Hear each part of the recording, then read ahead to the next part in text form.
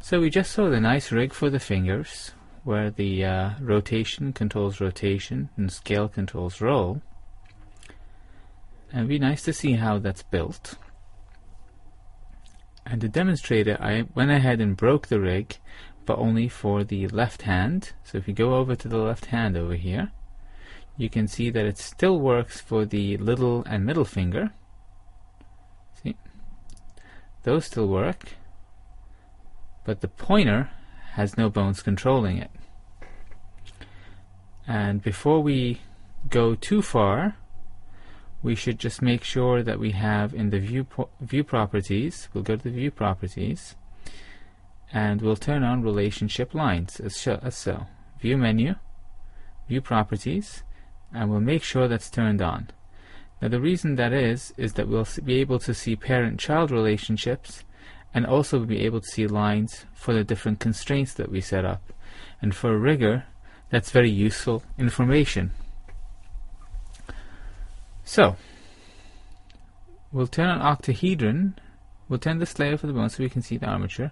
We'll also turn on an empty layer so we can start working in it. I cleared all the bones from that layer earlier so that we can have some place to put our new rig in. And we can turn the display mode of the armature to something that's easier for rigging at least. So I'll click on octahedron here, because that'll make it easier for us to see the root and tail of the armature, while make it also easier to select the little balls on the tip and the root of the bone. The other modes aren't quite as useful for our current purpose. So now in edit mode, and we'll just turn on this new layer, and let's add a new chain to control the finger, one bone per digit. So let's go into a top view first, and let's move the view over, and let's put our cursor somewhere where we want this chain to begin. And let's check in front view and make sure the cursor's not floating in space and that it's actually in where we thought it was. Check in top view to make sure things are okay. Back to front view, and let's add the bone now. So you just spacebar, add bone, since you're already in edit mode in the armature. Now you notice that when you add it, the tip is selected, and so you can just grab that and just move that down, so you have your chain going, your bone going basically from the knuckle over here, and it's going all the way to the pad of the finger over here. Now if you select this bone and type Control N and recalculate bone normal angles to line that bone up normally with the axis, and that'll make it not prone to twisting in a strange axis. Its axis is lined up with that of the finger. That's going to be very important later on, because we want to be able to bend the finger without twisting it around. Now let's call it pointer for now. And it's really not enough, because there's not enough joints in it for each of the knuckles on the finger. So we'll do W subdivide. I'll turn off the manipulators here so you can see what's going on.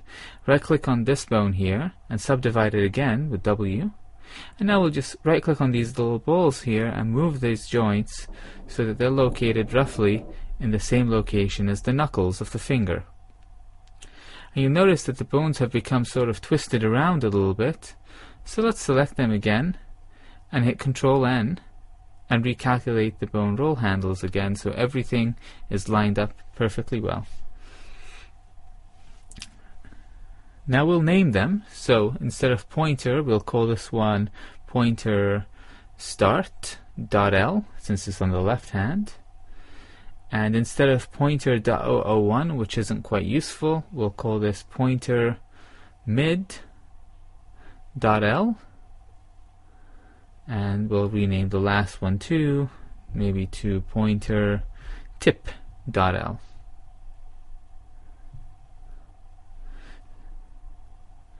So long as you can remember the name, adding names to bones as you go along is much easier than waiting till you're done rigging and then having to name 200 bones at once that are all called bone dot number. So I'll turn on the layer that has the geometry bones for the hands, and we'll make this bone the child of the hand bone, so it moves with it. We'll shift right click on the hand bone and then hit Control P, and we'll do keep offset. If we do connected, we'll see something really bad happen.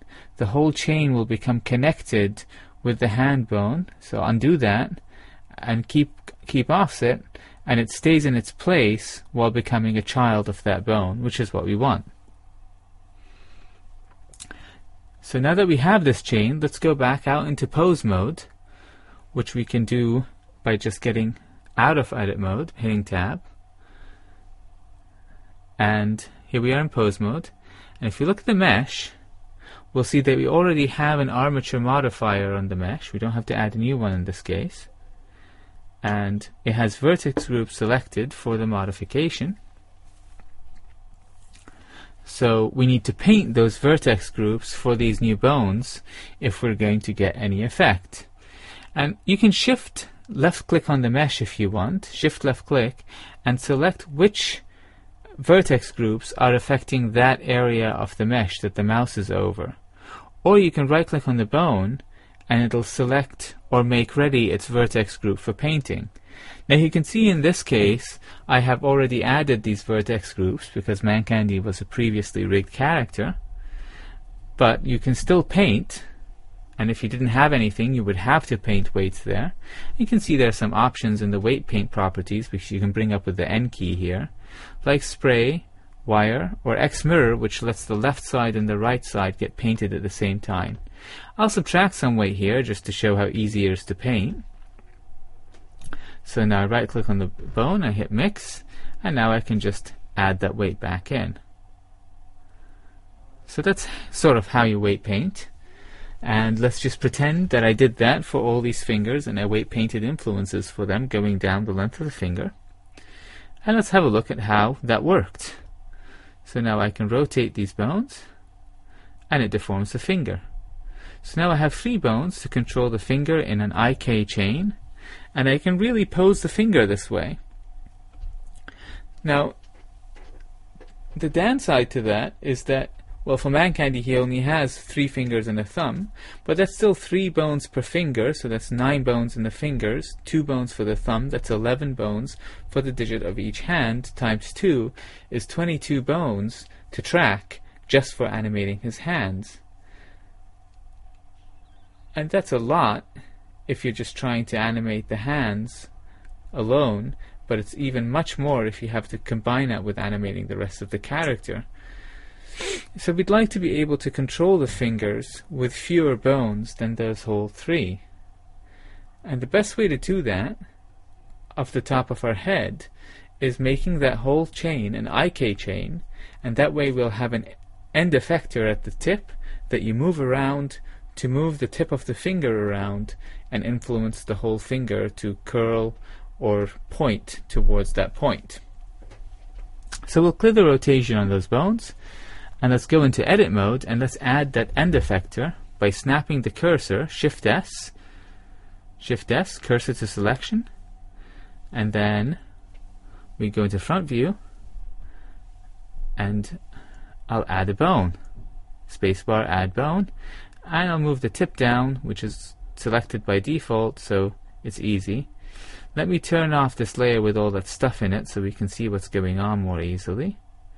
And we can right click on this bone, it's right there, and so we can use it as the tip of the IK chain. I'll right click on it in pose mode, right click on the target and hit right click on it, right click on the target and hit Control I to active bone. And you notice this dotted line is drawn all the way to the center of the armature in this case, and that's because the IK is influencing the entire chain of bones to the root. So we can pull the whole character with his finger, which in this case is not what we want. So we can limit the IK to only work on the finger by changing the chain length here. 0 means it's unlimited. So let's change that and see the dotted line indicate how far the chain how far the IK is going down the chain. Sorry. So that point is going to be the limit, and the dotted line will show us that limit. So if I go back here and change it to 1 by clicking that little arrow, you can see the dotted line in there. Click it again, and you can see the dotted line. It's reaching that knuckle in the finger. So click it a last time, and now we have the chain length limited the way we would like it to be.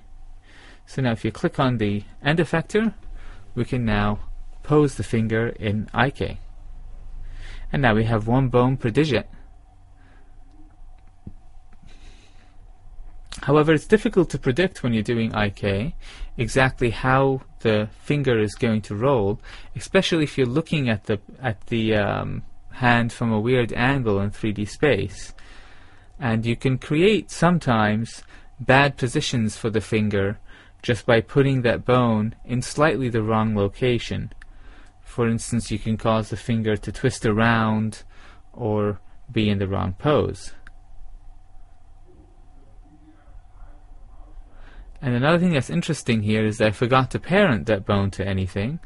So now if I rotate the hand, you'll notice the finger stays stuck trying to point at its IK target. Well, that part we can fix really quickly.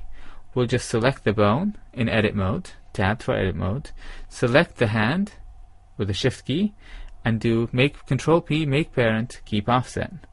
And that's fixed it right away. So now the hand is a unit again. Now you can leave it rigged like that. There are a lot of rigs that use little IK bones for each finger, but it's not really ideal. It was never a satisfying solution to me. So let's try to get something better. And what I found to be really intuitive is to have 1 bone along the length of the finger and parent the IK target to that bone. Now when you rotate that bone, the child, the IK target, will rotate with it, thus rotating the entire finger. If you scale that bone, it'll pull the IK target closer to the hand, thus rolling the finger. And that seems to be an easy way to animate. So we'll go into our front view again, and we'll click on the root of the chain, and we'll snap the cursor to it. Shift S, cursor to selection, and then we'll add the bone. And instead of moving and positioning it roughly, let's try to be accurate here. First of all, turn off all the extra layers, and then we'll right click on the little ball here at the tip, and we'll Shift S, cursor to selection once more. Then we'll right click on the tip of this bone, Shift S, selection to cursor. And the reason I did that is because the accuracy will cause the finger not to move at all when we go from edit mode to pose mode, because it will already be at the tip. Now I'll select this bone and I'll hit Control N. Well, let's call it pointer, since that's what it is. And you notice it's rolled wrong, so Control N will recalculate it. And so now we have it lined up nicely with the same axes as the chain, and we'll parent this bone to it. Shift select it, Control P, and we don't really care here if we pick connected or keep offset, because it's not going to move either way, and we're never going to really be moving the child around. We're only going to be rotating the parent in pose mode. So there we have it. We did connected this time. And let's have a look and see how that works. So rotate it, rotating the finger, scaling it, scaling the finger. Everything seems to be working okay, but it's not quite right yet. Whoops, I mean to rotate, not move, because you can get some nasty twisting in some situations as you're rotating around. And that's because the finger isn't staying entirely in plane with that bone, and because the bone is rotating in multiple axes. And there's another problem. I haven't parented that bone yet. So once again, we have a finger that's sort of stuck in space. Well, we'll fix that quickly by parenting this bone to the hand, like we did earlier. Control P, keep offset in edit mode. So that's fixed now. And let's try to do one more constraint to sort of force things to stay in plane, and then I'll show you how to modify the bone so it doesn't twist by itself. Well, so to keep things in plane, you'll see that I had these little floating bones for the other fingers. And if you look in the top layer, top view, you'll see that they're lined up in the vertical plane of each finger. And they're IK targets for the middle joint in each finger. So that middle joint tries to point to the IK target. It doesn't reach it, but it locks it into the same plane as the tip and the root of the chain. So that's kind of a handy way of keeping things lined up. And so the way we'll do it is add a bone here, parent it to our new big bone that controls the finger, and then we'll create an IK chain. So we'll go into edit mode. First we'll snap the cursor to that bone so that we're in the plane with it already. And since we're in front view, we can move that bone around and it'll stay in the same vertical plane. Doesn't matter how big it is, I can make it a little bit smaller, turn off manipulators, make it a little bit smaller because it just doesn't need to get in the way so much since we're never going to have to manipulate it. And then we'll make it a child of our pointer bone. We'll keep offset because we definitely don't want it to jump back to that position. Now tap. The reason it's so far away is so that when you scale the bone in, it'll still be far enough out to have an effect. Shift select this bone and we'll do Control I and we'll add an IK chain. And all sorts of strange things happen, once again because the chain length is wrong and we need to tweak some settings for the IK. So let's make the chain length 1 so the IK doesn't go all the way down the root. And you notice it's affecting the tip, and we'll turn that off, and so the IK only affects the root, which is what we want. And now we're done with setting up that IK chain without any problems. Now the last thing we might want to do is limiting the Y rotation for that bone so we can't twist that bone around, and we'll have it stay locked into that plane in space.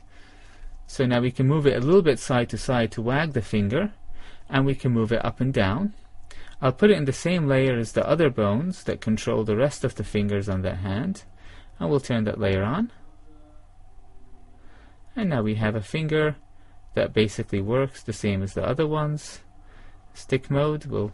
And so we have a very nice and simple rig for the hand. Just minimal fuss and just about all the control that you would need. And one of the nice things about it is that you don't have to do things one by one.